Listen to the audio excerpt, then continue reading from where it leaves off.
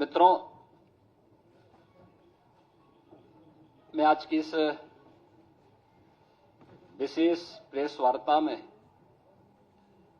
अपने सभी सहयोगियों के साथ आप सभी का हृदय से स्वागत करता हूं। आज का दिन अत्यंत महत्वपूर्ण दिन है। देश की आबादी के सबसे बड़े राज्य के द्वारा देश के किसी भी राज्य का सबसे बड़ा बजट 2025-26 का आज विधानसभा में प्रस्तुत किया गया है। 2025-26 के इस बजट की कुछ महत्वपूर्ण बातें जो हाइलाइट्स हैं वो क्या हैं, उनके बारे में ही मैं अवगत कराने के लिए यहां पर आपके बीच में आया हूं। आप में से सभी और या ज्यादातर मीडिया से जुड़े हुए बंधुओं ने माननीय वित्त मंत्री जी के बजट भाषण को सुना होगा। बहुत सारी बातें ऐसी होती हैं जो मतवार नहीं हो पाती हैं, लेकिन उनका उल्लेख या तो बजट भाषण पे चर्चा के दौरान हो पाता है या फिर उनका उल्लेख हम लोग इन सभी प्रकार की विशेष प्रेस वार्ता के माध्यम से ही कर पाते हैं। और इसलिए आवश्यक हो जाता है कि उस ओर भी आप सभी का ध्यान आकर्षित हो सके, जिससे जनता जनार्दन तक उन बातों को हम पहुंचा सकें जिसके लिए जनता जनार्दन बड़ी उत्सुकता के साथ प्रतीक्षा करती है। मैं जब 2025-26 का उत्तर प्रदेश का यह बजट आज विधानसभा में प्रस्तुत किया गया है तो मुझे बताते हुए प्रसन्नता की अनुभूति हो रही है कि आदरणीय प्रधानमंत्री श्री मोदी जी के मार्गदर्शन में उत्तर प्रदेश सरकार का यह हमारी सरकार का 9वां बजट है और पिछले 8 वर्ष के अंदर जो कुछ भी सरकार ने कदम बढ़ाए हैं, उत्तर प्रदेश के लिए उठाए हैं, उसके अच्छे परिणाम हम सबके सामने देखने को मिले हैं। मैं इस बजट के प्रस्तुतिकरण के लिए वित्त मंत्री सुरेश खन्ना जी को और वित्त विभाग के अपर मुख्य सचिव समेत उन सभी अधिकारी और कर्मचारियों को हृदय से धन्यवाद देना चाहूंगा जिन्होंने अथक परिश्रम से उत्तर प्रदेश की आशा और आकांक्षाओं के अनुरूप इस बजट को आज सदन के पटल पर प्रस्तुत किया है। यह वर्ष हमारे लिए बहुत महत्वपूर्ण है। देश के संविधान को लागू होने का यह अमृत महोत्सव वर्ष भी है और साथ साथ उत्तर प्रदेश की स्थापना का भी यह अमृत महोत्सव वर्ष है। ये दोनों कार्य जनवरी 1950 में हुए थे और इसलिए 75 वर्ष की शानदार यात्रा के साथ आगामी 25 वर्ष की हमारी क्या योजना हो सकती है, उसका एक रोड मैप तैयार करने के लिए बजट अत्यंत महत्वपूर्ण है। इस अवसर पर हम सब संविधान के शिल्पी बाबा साहब भीमराव अंबेडकर, जिनके नाम पर डबल इंजन की सरकार लखनऊ में बाबा साहब भीमराव अंबेडकर स्मारक और सांस्कृतिक केंद्र की स्थापना कर रही है, संविधान के 75 वर्ष की इस यात्रा के लिए उन्हें विनम्र श्रद्धांजलि अर्पित करता हूं और यह केंद्र बहुत शीघ्र बाबा साहब भीमराव अंबेडकर के विचारों का एक केंद्र बनकर के संविधान की मूल भावनाओं के अनुरूप वंचितों को वरीयता देने के क्रम को तत्परता के साथ आगे बढ़ाएगी। यह एक नया माध्यम होगा और इसी को थीम में रख करके हमने 2025-26 का अपना बजट प्रस्तुत किया है। मुझे बताते हुए प्रसन्नता है कि पिछले जो बजट हम लोगों ने प्रस्तुत किए थे उन सब की अपनी एक थीम थी। 2017-18 का जो बजट था वह उत्तर प्रदेश के अन्नदाता किसानों को समर्पित था। अन्नदाता किसानों के हितों के लिए जो अनेक कदम सरकार ने उस समय उठाए थे, उनके ऋण माफी के कार्यक्रम रहे हों, उनकी फसल को प्रोक्योर करने के लिए प्रोक्योरमेंट सेंटर और एमएसपी का नाम उन तक पहुंचाने के कार्यक्रम रहे हों, चीनी मिलों के पुनरुद्धार के कार्यक्रम और वर्षों से लंबित गन्ना मूल्य के भुगतान को एक समयबद्ध तरीके से आगे बढ़ाने का कार्यक्रम रहा हो, अच्छे किस्म के बीज और सिंचाई के बेहतरीन सुविधा उन्हें उपलब्ध कराने का रहा हो, ये सब कार्य तत्परता के साथ इसके लिए कदम बढ़ाए गए। और आज मुझे प्रसन्नता है कि डबल इंजन की भारतीय जनता पार्टी की सरकार के द्वारा जो कदम 17-18 में उठाए गए, आज उसका परिणाम है उत्तर प्रदेश के किसानों की आमदनी को, जो 2017-18 के पहले आत्महत्या करने के लिए मजबूर होता था, आज उसको दोगुने से अधिक बढ़ाने में मदद मिली है। वर्ष 18-19 का जो बजट था, वह बजट हम लोगों ने उत्तर प्रदेश के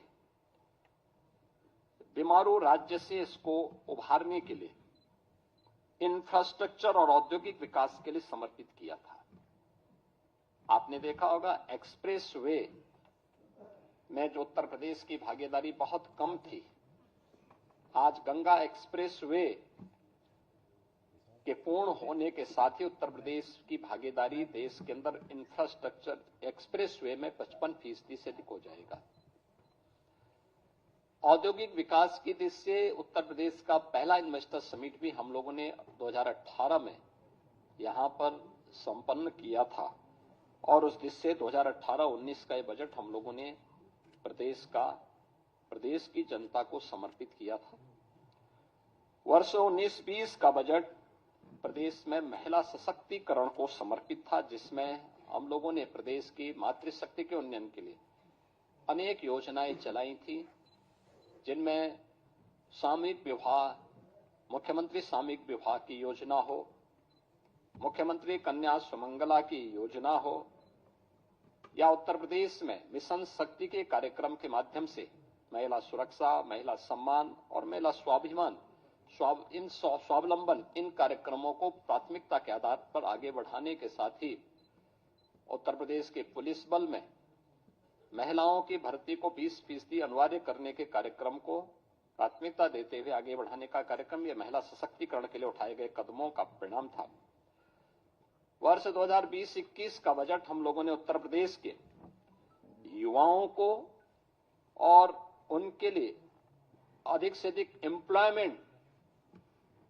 बढ़ाने के लिए समर्पित किया था और इसमें 2 करोड़ युवाओं को टैबलेट और स्मार्टफोन के माध्यम से तकनीकी दृष्टि से सक्षम बनाने के कार्यक्रम को आगे बढ़ाने, अनेक अन्य कार्यक्रमों को इस दृष्टि से हम लोगों ने प्रदेश की जनता जनार्दन के लिए समर्पित, युवाओं को समर्पित किया था। 2021-22 का जो बजट था हमारी सरकार का, वह स्वावलंबन से सशक्तिकरण की ओर था। एमएसएमई की योजनाओं के माध्यम से प्रदेश के परंपरागत जो उत्पाद थे उनको प्राथमिकता देते हुए स्वावलंबन के माध्यम से आत्मनिर्भरता के लक्ष्य को प्राप्त करने की दिशा में और उसके माध्यम से सशक्तिकरण के लक्ष्य को आगे बढ़ाते हुए कार्य किया गया था। 2022-23 का बजट अंत्योदय से आत्मनिर्भरता की दिशा में हम लोगों ने उस समय इस कार्यक्रम को आगे बढ़ाया था। पंचायतों की आत्मनिर्भरता के लिए पहली बार ग्राम सचिवालय के निर्माण के कार्यक्रम को आगे बढ़ाया गया था। पहली बार उन सभी क्षेत्रों में कार्य प्रारंभ हुए थे जो महिला सशक्तिकरण के लिए भी महत्वपूर्ण थे और ग्राम्य विकास की दृष्टि से हमारी जो आज भी लगभग 70% के आसपास आबादी ग्रामीण क्षेत्र में निवास करती है, उनके लिए इस कार्यक्रम को आगे बढ़ाया गया था, जिसका परिणाम है कि आज उत्तर प्रदेश के हर ग्राम पंचायत में 5 से 7 रोजगार सृजन की संभावना स्वतःस्फूर्त भाव के साथ वहां दिखाई देती है। 2023-24 का बजट उत्तर प्रदेश के अंदर एक त्वरित, सर्वसमावेशी और समग्र विकास के साथ आत्मनिर्भर उत्तर प्रदेश की नींव को सुदृढ़ करने वाला बजट प्रस्तुत किया गया था और 2025-26 का बजट एक राम राज्य के लिए समर्पित, लोक मंगल की कामना से समर्पित बजट था। तो 2025-26 के अंदर जो 2024-25 का हमारा बजट था, ये उत्तर प्रदेश के अंदर टूरिज्म में भी, ट्रेड में भी, टेक्नोलॉजी में भी एक नए उछाल लाने वाला बजट था। पहली बार 65 करोड़ से अधिक पर्यटक उत्तर प्रदेश के अंदर आए। 14 लाख से अधिक इसमें विदेशी पर्यटक भी थे और पर्यटन में जो उत्तर प्रदेश पहले तीसरे नंबर पर था, वह उसने 2019 के बाद से जो गति पकड़ी, वह नंबर 1 पर देश के अंदर आने में सफल हुआ है। और 2025-26 का जो बजट है, यह भारत की सनातन संस्कृति को समर्पित सर्वे भवन्तु सुखिनः की अवधारणा पर गरीब, अन्नदाता किसान, युवा, महिला के उत्थान को समर्पित है। इसमें प्रधानमंत्री मोदी जी का विजन, जिसमें वंचित को वरीयता, यानी वंचित को वरीयता उसका एक थीम है, उसका केंद्रीय भाव है, इसको समर्पित है। इस बजट का जो दायरा है, जो कि वित्त मंत्री जी ने अपने बजट भाषण में भी कहा कि 8,08,736 करोड़ रुपये से अधिक का यह बजट है, जो 2024-25 की तुलना में 9.8% अधिक है। इसमें एक तरफ जो बजट का आकार में बढ़ोतरी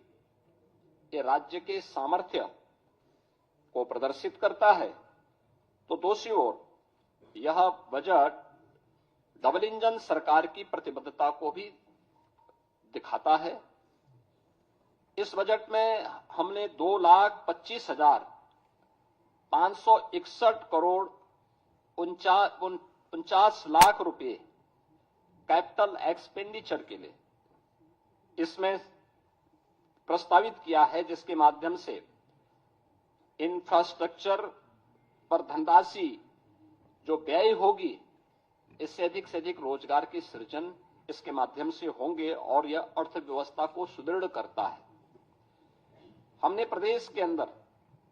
2017-18 में जब उत्तर प्रदेश की अर्थव्यवस्था, जो प्रदेश की कैसे हमने इसको बढ़ाने में सफलता प्राप्त की है, जो जीडीपी थी वह 12,89,000 करोड़ रुपए की थी, वह आज 24-25 में जो उसका अनुमान है वह 27,51,000 करोड़ रुपए होने का अनुमान वह है। और ये दिखाता है कि इसमें 3 वर्ष का कालखंड ऐसा था जब वैश्विक महामारी कोरोना जैसी त्रासदी का सामना करना पड़ा था, जो आर्थिक दृष्टि से अत्यंत पूरी दुनिया के लिए, केवल भारत के लिए नहीं या केवल यूपी के लिए नहीं, बल्कि पूरी दुनिया के लिए अत्यंत कठिन समय था। और आज उसी का परिणाम है कि 2016-17 में जिस उत्तर प्रदेश की अर्थव्यवस्था देश के अंदर 6ठी-7वीं अर्थव्यवस्था मानी जाती थी, आज उत्तर प्रदेश ने जो लंबी छलांग लगाई है, परिणाम है कि उत्तर प्रदेश आज देश का दूसरी बड़ी अर्थव्यवस्था के रूप में उभरा है। उत्तर प्रदेश के अंदर इसके लिए हमें रेवेन्यू लीकेजेज को समाप्त करने पड़े थे। टेक्नोलॉजी का अधिक से अधिक उपयोग किया गया था। हमें प्रदेश के अंदर राजस्व प्राप्ति के अपने नए साधन उपलब्ध करवाने पड़े थे। और मुझे बताते हुए प्रसन्नता है कि आज उत्तर प्रदेश ने जो कदम उठाए हैं, 22-23 हो, 23-24 हो या 24-25 के दौरान देश के सभी राज्यों में उत्तर प्रदेश का अपना एक महत्वपूर्ण स्थान रहा है और हम लोगों ने अपने राजस्व प्राप्ति करने के लिए जो कदम बढ़ाए हैं वह अत्यंत सराहनीय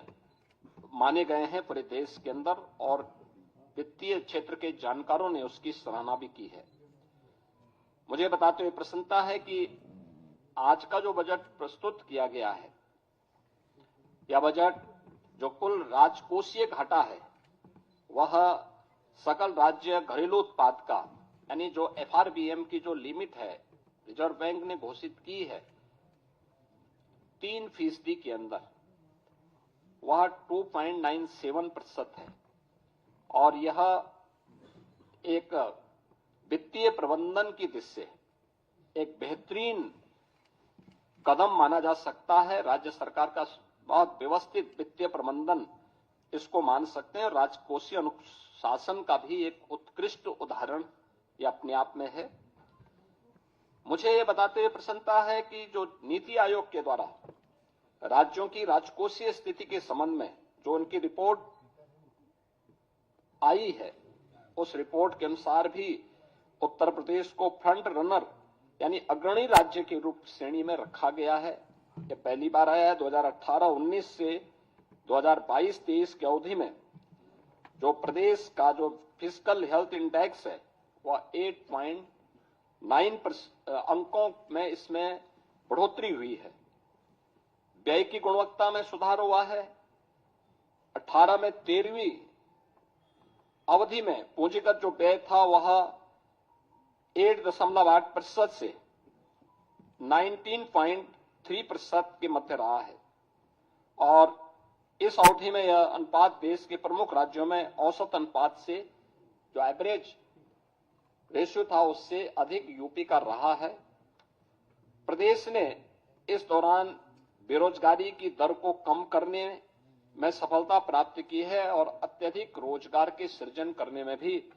प्रदेश ने सफलता प्राप्त की है। उत्तर प्रदेश ने इस दौरान जो कदम बढ़ाए हैं खासतौर पर अपने परंपरागत उत्पाद के लिए MSME सेक्टर पर वन डिस्ट्रिक्ट वन प्रोडक्ट ने पूरे देश के अंदर अपनी एक पहचान बनाई है। लगातार प्रयासों से प्रदेश ने पिछले 8 वर्षों में 45 लाख करोड़ रुपए के निवेश प्रस्ताव प्राप्त किए हैं, जिनमें से अब तक हम लोग 15 लाख करोड़ रुपए से अधिक के निवेश प्रस्ताव को जमीनी धरातल पर उतारने में हमें सफलता प्राप्त हुई है और इसके माध्यम से हमने 60 लाख से अधिक उत्तर प्रदेश के युवाओं को सीधे नौकरी प्रदान करने में भी सफलता प्राप्त की है। हमने बजट में इस बार के बजट में 28,478 करोड़ और 31 लाख रुपए नई मदों के लिए हमने प्रावधानित किया है, जिसमें अवस्थापना विकास के लिए 1,79,131 करोड़ 4 लाख रुपए प्रस्तावित किया है, जो कुल बजट का 22% है। इसमें ऊर्जा क्षेत्र के लिए, सिंचाई के लिए, भारी और मध्यम उद्योग के लिए, नगर विकास के लिए, आवास एवं शहरी नियोजन के लिए और नागरिक उड्डयन के लिए यानी एयर कनेक्टिविटी को और बेहतर बनाने के लिए यह कदम बढ़ाए गए हैं। शिक्षा क्षेत्र में कुल बजट का उत्तर प्रदेश के अंदर शिक्षा के लिए 1,06,360 करोड़ रुपए का प्रावधान किया गया है, यानी जो कुल बजट का 13% है। आप देखते होंगे कि अक्सर शिक्षा के लिए 6% बजट की मांग होती है। उत्तर प्रदेश देश के उन राज्यों में जो 13% केवल शिक्षा पे खर्च कर रहा है। कृषि क्षेत्र में हम लोगों ने जो बजट के लिए प्रावधान किया, जिसमें कृषि और उसके सहायक सेक्टर हैं, जिसमें कृषि है, उद्यान है, पशुधन है, दुग्ध विकास का है, मत्स्य है, सहकारिता है, ग्राम्य विकास, पंचायती राज, नमामि गंगे और ग्रामीण जलपूर्ति का है। इसमें 89,353 करोड़ रुपए प्रस्तावित किया है, जो कुल बजट का 11% है। चिकित्सा क्षेत्र के लिए यह सेक्टर अत्यंत महत्वपूर्ण सेक्टर है। इसके लिए भी प्रदेश सरकार ने 50,000 550 करोड़ रुपए का प्रावधान किया है, जो कुल बजट का 6% है। इसी प्रकार से हम लोगों ने जो यूनियन बजट में जो अभी केंद्रीय बजट जो देश की संसद में अभी पारित हुआ है, इसमें प्रत्येक जनपद में कैंसर डे केयर सेंटर की घोषणा की गई है और इसके लिए उत्तर प्रदेश सरकार ने अपने प्रस्ताव को भी किया है और बजट में हमने उसके लिए आवश्यक धनराशि की व्यवस्था भी की है कि जिससे हर एक जनपद में हम एक पहले ही फेज में कैंसर रोगियों के लिए डे केयर सेंटर की स्थापना करने की दिशा में कदम बढ़ा सकें। या हम लोगों ने इस दिशा में आगे बढ़ाया है। मुझे बताते हुए प्रसन्नता है कि इस बजट में होमगार्ड,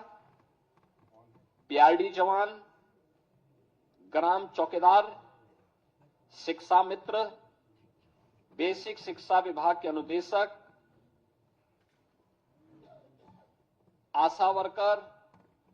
आंगनबाड़ी, एएनएम और संविदा से जुड़े हुए उन सभी कार्मिकों को जितने भी स्वच्छता के कार्यक्रम के साथ जुड़े हुए कार्मिक हैं, इन सभी कार्मिकों को हम लोगों ने अनिवार्य रूप से 5 लाख रुपए के आयुष्मान भारत का कवर हर वर्ष देने की एक बड़ी योजना को भी आज के इस बजट में उसका प्रावधान किया है और इसमें 5 लाख रुपए तक की उनको निःशुल्क स्वास्थ्य की सुविधा उत्तर प्रदेश में मुख्यमंत्री जन आरोग्य योजना के माध्यम से देने की घोषणा इसमें की गई है। मुझे बताते हुए प्रसन्नता है कि समाज कल्याण विभाग के लिए बजट में 35,863 करोड़ रुपए की व्यवस्था की गई है, जिसमें अनुसूचित जाति, जनजाति, पिछड़ा वर्ग, दिव्यांगजन सशक्तिकरण, महिला और बाल विकास के लिए यह धनराशि उपयोग में आएगी। छात्रवृत्ति के लिए 4,720 करोड़ रुपए की व्यवस्था की गई है और निर्धन व्यक्तियों की पुत्रियों की शादी के लिए 900 करोड़ रुपए की व्यवस्था और सामाजिक पेंशन के लिए जो व्यवस्था की जाती है उसमें 13,448 करोड़ रुपए का प्रावधान इसमें किया गया है। मित्रों, इंफ्रास्ट्रक्चर के लिए अब उत्तर प्रदेश अपने एक सुदृढ़ रेवेन्यू सरप्लस स्टेट के माध्यम से बीमारू राज्य नहीं है। डबल इंजन की सरकार ने 8 वर्ष में जो सामूहिक रूप से प्रयास आगे बढ़ाए थे, आज उसका परिणाम है कि हम भारत की डेवलपमेंट में ग्रोथ इंजन की भूमिका के रूप में एक प्रगतिशील राज्य के रूप में आगे बढ़े हैं। इस बार हमने बजट में 4 नए एक्सप्रेसवे की भी घोषणा की है, जिसमें आगरा लखनऊ एक्सप्रेसवे से गंगा एक्सप्रेसवे से आगरा लखनऊ एक्सप्रेसवे तक यानी बाया हरदोई फर्रुखाबाद तक, इसको हम लोगों ने एक तो इसके लिए बजट का प्रावधान किया है। दूसरा, गंगा एक्सप्रेसवे को प्रयागराज से मिर्जापुर, वाराणसी, चंदौली और पूर्वांचल एक्सप्रेसवे के साथ जोड़ते हुए फिर पूर्वांचल एक्सप्रेसवे को इसी मार्ग से ले जाते हुए शक्तिनगर सोनभद्र तक जोड़ने के लिए भी एक घोषणा इसके साथ हम लोगों ने की है, जिसमें बिंद एक्सप्रेसवे के रूप में हम इसको जोड़ने जा रहे हैं। गंगा एक्सप्रेसवे को मेरठ से हरिद्वार तक जोड़ने के लिए भी हम लोगों ने इसमें आज के इस बजट में इसके लिए धनराशि की व्यवस्था की है और गंगा एक्सप्रेसवे को ही हम लोगों ने बुंदेलखंड एक्सप्रेसवे के साथ जोड़ने के लिए भी धनराशि की व्यवस्था आज के इस बजट में प्रस्तावित की है। प्रयागराज में महाकुंभ के अवसर पर इस बार हमारे जो अनुभव रहे हैं उसको देखते हुए हम लोगों को ये अनुभव हुआ है कि वहां पे आवागमन को और सुगम बनाने के लिए 2 नए ब्रिजेज बनाने बहुत आवश्यक हैं। एक शास्त्री ब्रिज के साथ पैरेलल गंगा नदी के ऊपर और एक यमुना नदी के ऊपर जो नैनी में सिग्नेचर ब्रिज है उसके पैरेलल एक नए ब्रिज बनाने के लिए इसके लिए भी धनराशि की व्यवस्था हमने यहां पर की है। मुझे बताते हुए प्रसन्नता है कि मॉडर्न टेक्नोलॉजी में लखनऊ को आर्टिफिशियल इंटेलिजेंस के एक केंद्र के रूप में, एक हब के रूप में विकसित करने के लिए भी धनराशि की व्यवस्था यहां पर की गई है। इसके अलावा प्रदेश के अंदर प्रत्येक मंडल स्तर पर प्रदेश सरकार ने एक एक कन्वेंशन सेंटर जो भी हमारे बनेंगे, जिसमें बड़े पैमाने पर हम लोग वहां के सार्वजनिक कार्यक्रमों को आयोजित कर सकेंगे, इनके निर्माण के लिए हम लोगों ने धनराशि का प्रावधान किया है। और ये सभी नगर निगमों में, खासतौर पर प्रदेश के अंदर सभी नगर निगमों में और खासतौर पर उन नगर जो हमारे कमिश्नरी हेडक्वार्टर हैं, उन पर पहले चरण में हम इसको करने जा रहे हैं। प्रत्येक ग्राम पंचायत में एक उत्सव भवन बनाने के कार्यक्रम को भी बजट में प्रावधान किया गया, जिसमें शादी ब्याह के हैं, कोई मांगलिक कार्यक्रम है, कोई सार्वजनिक कार्यक्रम ग्राम पंचायत स्तर पर करने हो, तो यह एक नई उपलब्धि ग्राम पंचायतों को उपलब्ध करवाई गई है। यह कार्यक्रम भी हम उसको आगे बढ़ाने के लिए, इस कार्यक्रम को भी हम उसके साथ जोड़ने जा रहे हैं। इससे रोजगार का भी सृजन होगा और ग्राम पंचायत को, उसी ग्राम पंचायत में तमाम प्रकार की सुविधाएं उसके माध्यम से मिलेंगी। मुझे बताते हुए प्रसन्नता है कि डबल इंजन सरकार के द्वारा प्रधानमंत्री मोदी जी के नेतृत्व में पिछले 8 वर्ष के अंदर प्रदेश के अंदर उठाए गए कदमों का परिणाम है कि उत्तर प्रदेश में 6 करोड़ लोगों को गरीबी रेखा से ऊपर उठकर के एक सामान्य जीवन यापन करने का एक सुगम मार्ग इस डबल इंजन सरकार ने प्रशस्त किया है। और इस बार गरीबी पर पूरी तरह उसका उन्मूलन करने के लिए सरकार ने जो यूनियन बजट में भी अभी हाल ही में जो बजट प्रस्तुत किया गया, उस बजट की जो थीम है वह भी प्रधानमंत्री मोदी जी ने उसमें जो महत्वपूर्ण प्रावधान किए हैं वह वही एक की $5 ट्रिलियन की इकोनॉमी बनने के लिए भारत के लिए आवश्यक है कि वह जीरो पॉवर्टी के लक्ष्य को प्राप्त करे। और उत्तर प्रदेश देश की आबादी का सबसे बड़ा राज्य है, सबसे बड़ा चैलेंज हमारे सामने है। हमारा सर्वे लगभग पूरा हो चुका है और हमने बजट में उसके लिए प्रावधान किए हैं, दोनों प्रकार के प्रावधान किए हैं। एक, जिनके पास जो सुविधा नहीं है उन गरीबों को उन सुविधाओं के लिए, चाहे वह विभिन्न विभागों के साथ मिलकर के या फिर एक मुश्त उसको उस व्यवस्था के साथ जोड़ने के लिए, इसके लिए धनराशि की व्यवस्था जीरो पॉवर्टी को, उस टारगेट को अचीव करने के लिए भी हम लोगों ने इस व्यवस्था में की है। और इसके लिए एक व्यवस्था दी गई है कि हम उस लक्ष्य तक उस परिवार को लेके जाएंगे कि मिनिमम वह परिवार के एक व्यक्ति को रोजगार भी मिल सके और उस परिवार में कम से कम 1,25,000 रुपए की एक निश्चित आय, वार्षिक आय उस परिवार के व्यक्ति को रोजगार या किसी न किसी काम के माध्यम से उपलब्ध करवा सके। यह एक प्रयास सरकार के स्तर पर प्रावधान किया गया है। इसके साथ ही हमने यानी इसके लिए धनराशि 2025-26 में इसके लिए अलग से भी धनराशि की व्यवस्था की है। युवाओं के लिए हम लोगों ने एक व्यवस्था की है और इसमें शिक्षा है, रोजगार है, उद्यमिता में सरकार की प्राथमिकता को आगे बढ़ाते हुए प्रदेश के हर जनपद में हम लोगों के द्वारा एक प्रावधान किया जा रहा है कि हर जनपद में हम एक डिस्ट्रिक्ट इकोनॉमिक जोन बना सकें, जो एक एम्प्लॉयमेंट जोन के रूप में कर सके। और ये एम्प्लॉयमेंट जोन भारत के, अखंड भारत के शिल्पी लौह पुरुष सरदार वल्लभ भाई पटेल के रूप में जाने जाएंगे, जो प्रदेश के युवाओं को उन्हीं के क्षेत्रों में वहीं पे रोजगार के साथ जोड़ने में भूमिका, और ये अलग अलग प्रकार के होंगे, खासतौर पर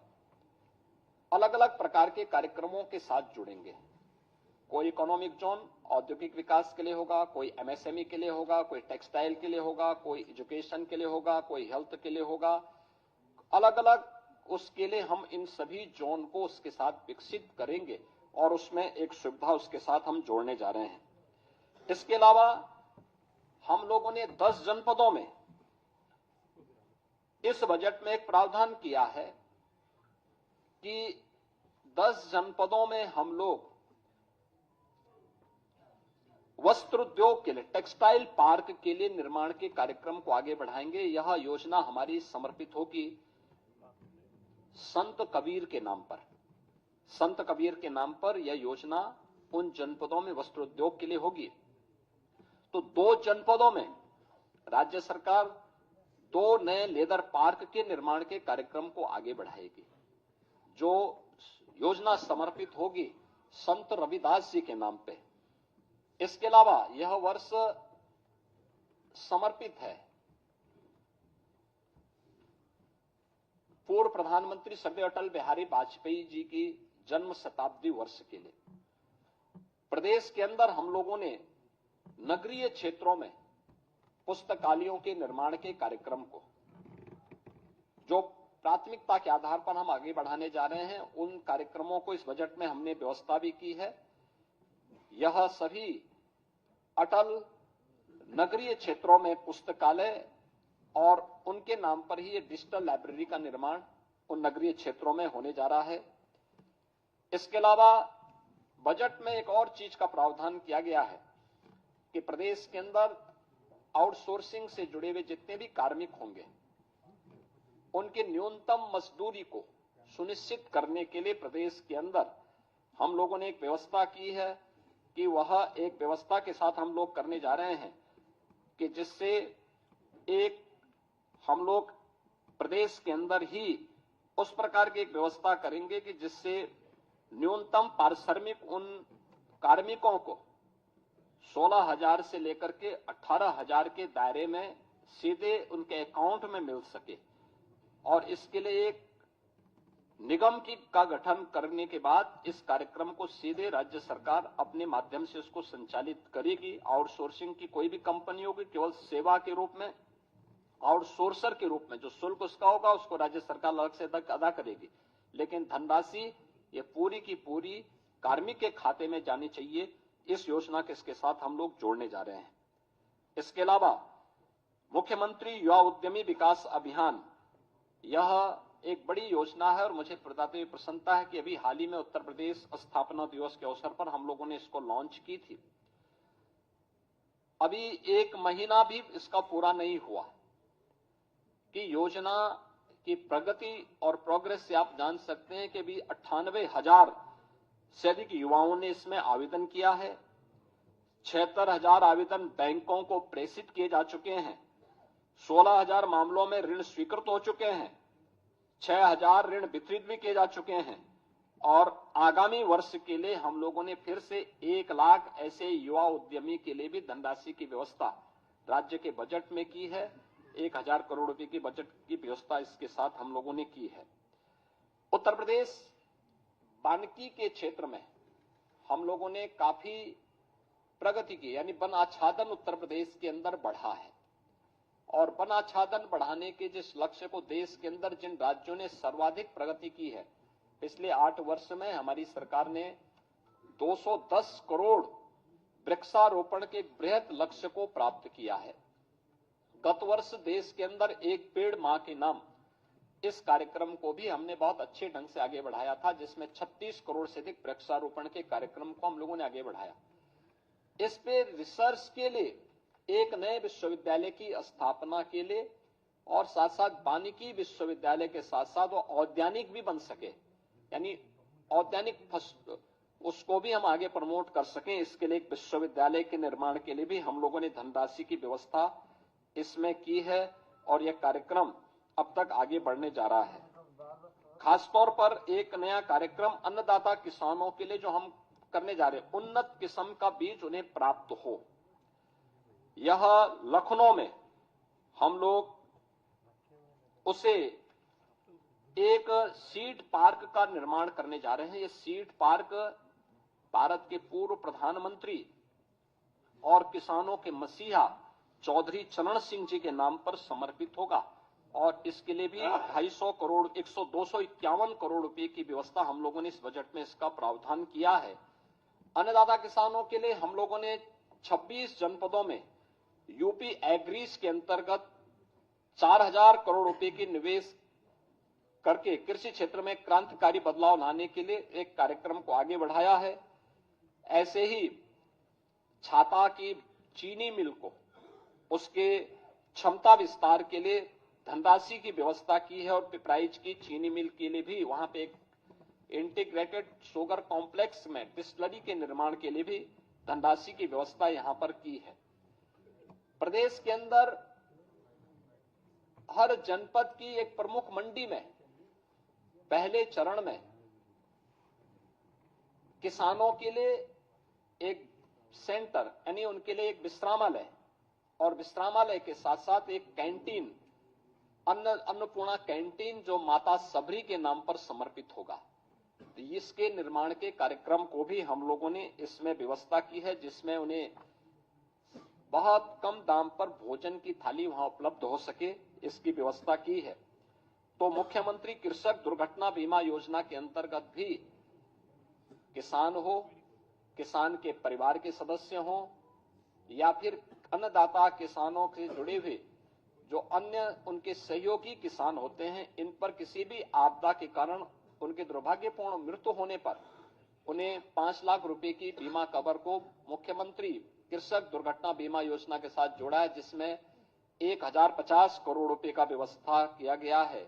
और निराश्रित गोवंश के रखरखाव के लिए भी 2000 करोड़ रुपए का व्यवस्था हम लोगों ने इस बजट में प्रस्तावित किया है।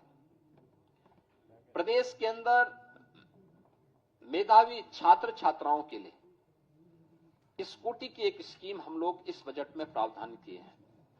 जिसके लिए 400 करोड़ रुपए की व्यवस्था की गई है और जिसमें महारानी लक्ष्मीबाई के नाम पर इस योजना को प्रदेश सरकार चलाएगी और इस कार्यक्रम को हम आगे बढ़ाने जा रहे हैं। मुख्यमंत्री सामूहिक विवाह की योजना 51,000 रुपए से बढ़ाकर के 1 लाख रुपए का प्रावधान,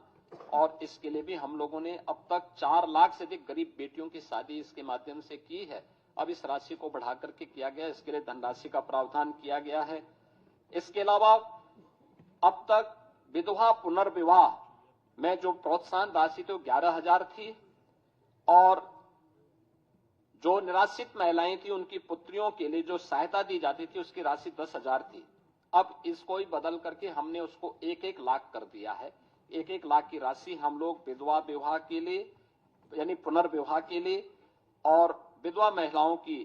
यानी निराश्रित महिलाओं की जो पुत्रियां थी उनकी शादी के लिए भी अनुमन्य सहायता की राशि को 1 लाख रुपए तक करने के लिए हम लोगों ने कार्य किया जा रहा है, प्रावधान किया गया है। मुझे बताते हुए प्रसन्नता है कि इस बजट में हम लोगों ने उत्तर प्रदेश के अंदर 7 जनपदों वाराणसी, मेरठ, प्रयागराज, गोरखपुर, कानपुर, झांसी, आगरा में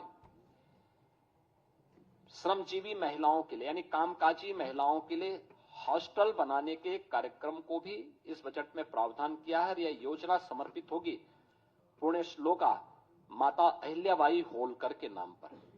माता अहिल्याबाई होलकर का ये 300वां जन्म जयंती वर्ष है, उनकी स्मृति को नमन करते हुए योजना हम इसके साथ करने जा रहे हैं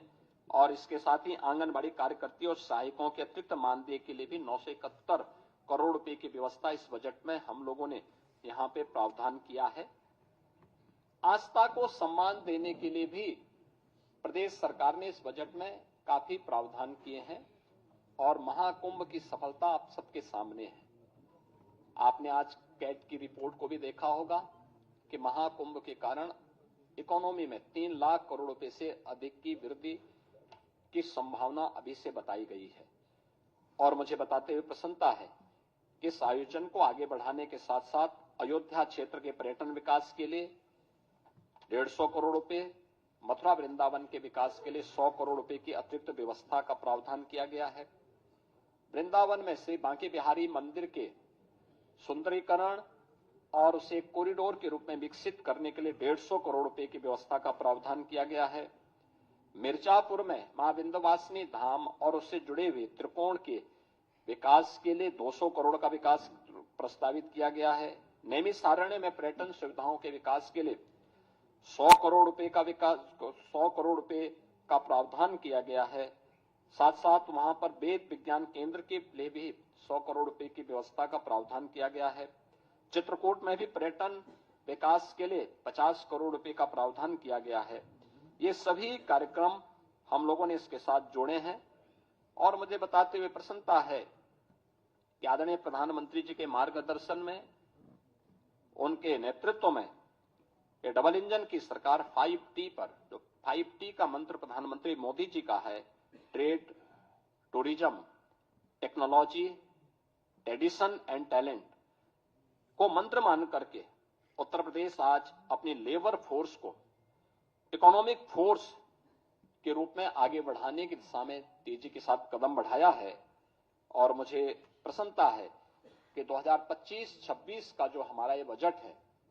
यह प्रधानमंत्री मोदी जी की विजन के अनुरूप अपने जो समयबद्ध कार्यक्रम रोड मैप हम लोगों ने तैयार किया है, $1 ट्रिलियन की इकोनॉमी को प्राप्त करने का अब तक के हमारे जो टारगेट हैं वह समयबद्ध तरीके से आगे बढ़ रहे हैं। और मुझे पूरा विश्वास है कि 2025-26 में हमारे वित्त मंत्री श्री सुरेश कुमार खन्ना जी के द्वारा आज जो बजट भाषण प्रस्तुत किया गया है सदन के पटल पर, यह उसे समयबद्ध तरीके से अचीव करने में सफल होगा। मैं एक बार फिर से बजट को प्रस्तुत करने के लिए वित्त मंत्री जी का, अपर मुख्य सचिव वित्त और वित्त विभाग के सभी अधिकारियों का हृदय से धन्यवाद देता हूं। और मुझे पूरा विश्वास है कि हम समयबद्ध तरीके से इसको आगे बढ़ा करके उत्तर प्रदेश को देश की अर्थव्यवस्था के ग्रोथ इंजन के रूप में प्रस्तुत करने में सफल होंगे। बहुत बहुत धन्यवाद जी।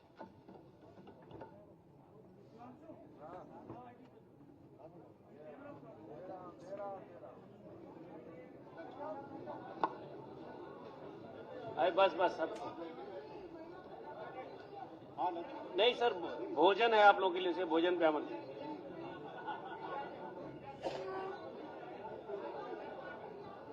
अरे महिला पत्रकार पुरुषों से अलग है क्या?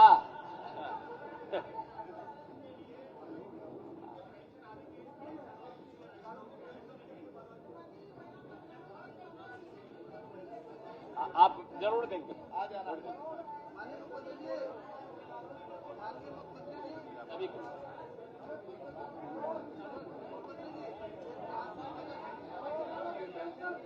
अरे एक आदमी बोले, एक आदमी मैडम, एक जो रह गया उसकी प्रतीक्षा करिए।